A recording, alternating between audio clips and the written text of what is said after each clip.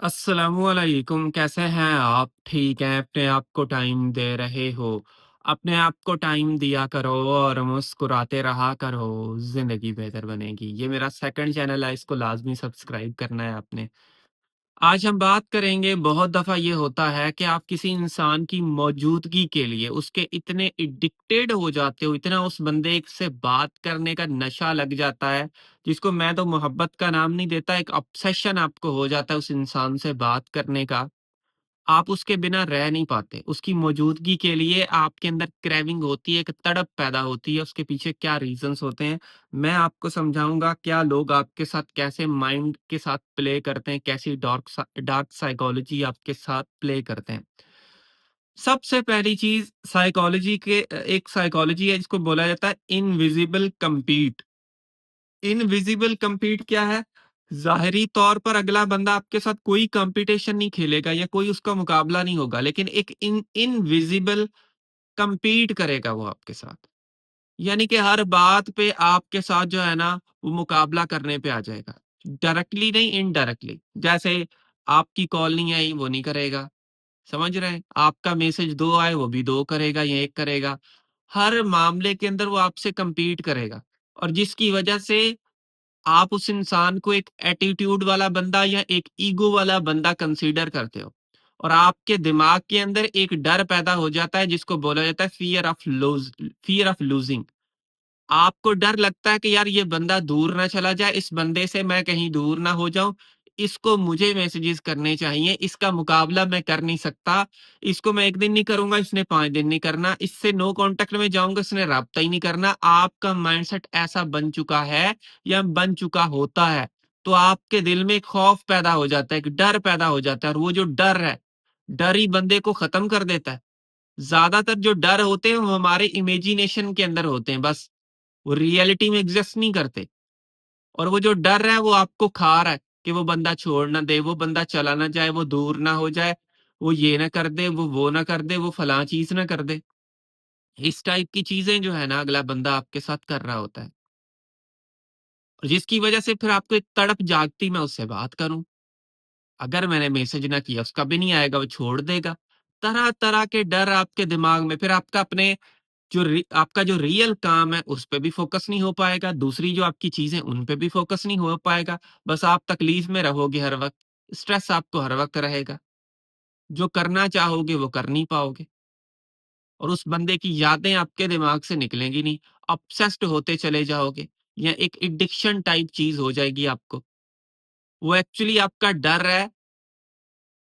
और मुझे ये बताओ, अगर आप इस चीज़ को डीपली देखें, मुझे ये बताओ, उस बंदे से पहले आप दुनिया में नहीं रहते थे? रहते थे ना? अब उस बंदे के बाद मिसाल के तौर पर ये सोच रहे हो कि वो चला जाएगा, क्या उस बंदे के बगैर मर जाओगे?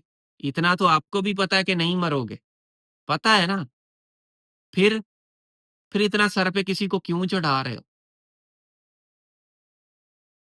आप ये सोचते हो मैं ये करूँगा तो पता नहीं बस खत्म हो जाना है मैंने। ये आपके दिमाग का डर है, अपने दिमाग को समझें। आपका दिमाग आपके ऊपर हावी हो चुका है और कुछ भी नहीं है। ये डर उसने क्रिएट किए हैं।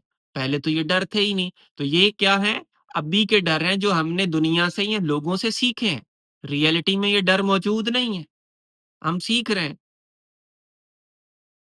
हमारे साथ बचपन से तो ये डर नहीं आया लोगों का, अभी आया है ना। तो हमने ये क्या किया है? माशरे से लर्न किया है, जिसकी वजह से हमारे दिमाग में चीज़ें आ रही हैं। तो खुदारा इस बात को समझें, ये चीज़ आपके लिए बहुत ज़्यादा ज़रूरी है। अच्छा, फिर लोग क्या करते हैं? एक साइकोलॉजी के अंदर टर्म आता है फेक हीलिंग। आपको ना वो लोग फेक हीलिंग शो कराएँगे कि जी हम हील हो रहे हैं। कैसे फेक हीलिंग शो कराएँगे? वो लोग आपको दिखाएँगे कि मैं ज़िंदगी में आगे बढ़ रहा हूँ। एक्चुअली वो आपको तड़पाना चाह रहे होते हैं, आपको तकलीफ में डालना चाह रहे होते हैं, आपके सुकून को बर्बाद करना चाह रहे होते हैं कि ताकि आप उनको चेज़ करें, ताकि आप उनके पीछे जाएँ। जैसे ही आपसे एक दिन बात नहीं करेंगे, दिखाएँगे कि भाई मैं हील हो रहा हूँ, मैं तो ज़िंदगी में बड़ा आगे बढ़ गया। यानी कि एक दिन में कौन मूव ऑन करता है? कौन मूव ऑन करता है? और हमें बेवकूफ़ बनाया जाता है। आप बेवकूफ़ बन रहे होते हो। आप बेवकूफ़ बन रहे होते हो। कि वाक़ई वो हील ना कर जाए, वाक़ई ये फिर से मैसेजेस करते हो, फिर से उनके पीछे जाते हो, फिर से आप उनको चेज़ करना शुरू कर देते हो और आप ऑब्सेस्ड हो जाते हो। उसकी एक पोस्ट से, उसकी एक चीज़ से, उसके एक लाइक से, उसकी एक पिक्चर अपलोड करने से आपका दिमागी तवाज़न जो है ना, वो लड़खड़ाना शुरू हो जाता है।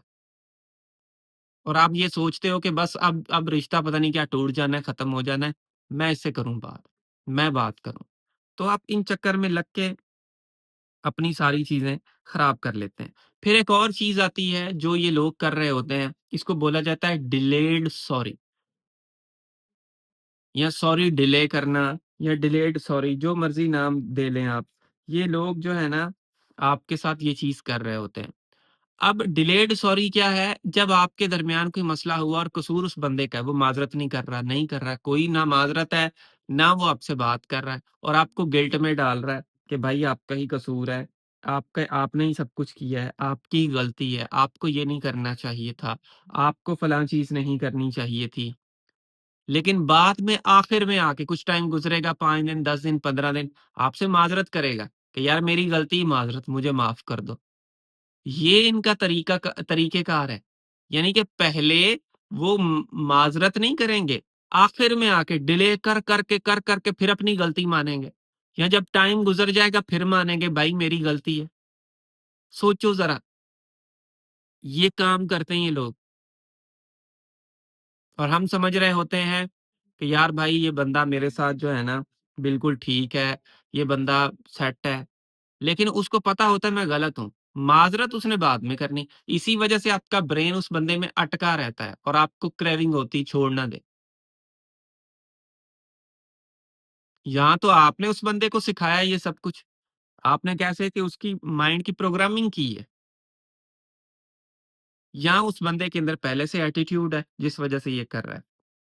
अच्छा, फिर ये लोग क्या करते हैं एक और डार्क साइकोलॉजी की टेक्निक खेलते हैं आपके साथ इसको बोला जाता है पार्शियल एफर्ट्स। पार्शियल एफर्ट्स क्या हैं? हाफ एफर्ट्स लगाएँगे या वो एफर्ट्स लगाएँगे आपको पूरा हासिल नहीं करना चाहते कभी भी। वो बस आपका एक पार्ट चाहेंगे, जो उनको ज़रूरत है। मिसाल आपकी प्रेज़ेंस चाहिए या आपके पैसे चाहिए या कोई और चीज़ चाहिए, बस उतनी एफर्ट लगाएँगे कि वो चीज़ मिल जाए। हाफ या पार्शियल एफर्ट्स लगाते रहेंगे आपके ऊपर, जिसकी वजह से आपका ब्रेन उन लोगों से निकलता ही नहीं, आपको तड़प जागती है कि ये कैसे क्यों? वो मुकम्मल मिले वो बंदा मुझे, वो मुकम्मल एफर्ट्स लगाए, वो पार्शियल की जगह पे कंप्लीट एफर्ट्स लगाए।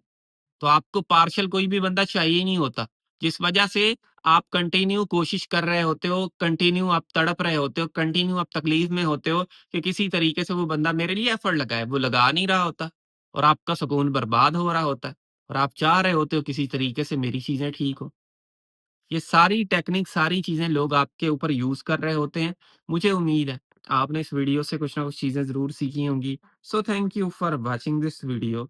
आखिर में मेरी आप सब लोगों के लिए दिल से दुआ है अल्लाह आपको खुशियाँ दे और आपके सारे गम धो दे। आमीन सुम्मा आमीन। अल्लाह हाफ़िज़।